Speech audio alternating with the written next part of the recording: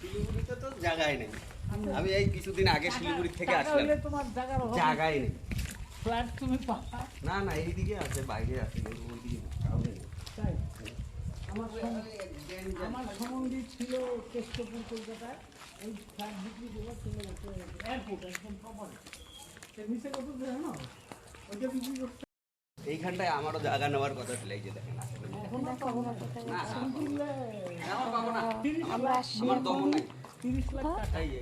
ওই আমরা যেন কোথায় আসি মাথা ভাঙা 2 নম্বর ওয়ার্ডে আসছি। এই তো সামনে তো ওই যে আমরা কোথায় বসে আছি টার্নিং সেটা আমি নিতেছে, বলে দেখাবো। তার আগে ওই যে গেটটা দেখা যাচ্ছে ওইটা বাবলুর বাড়ির আজকে সামনে। আমি শাড়ি পরে পরছি। চন্দন নিচ্ছে, চন্দন অ্যাসিড চাকরি করে পরে আমি ছাড়বো এটা কাটতে সেটা।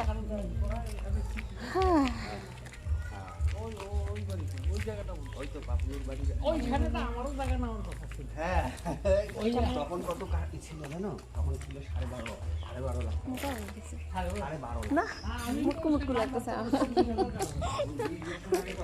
আরে 24,000 কাঠা পাইছি যখন এটা কিনছি আমি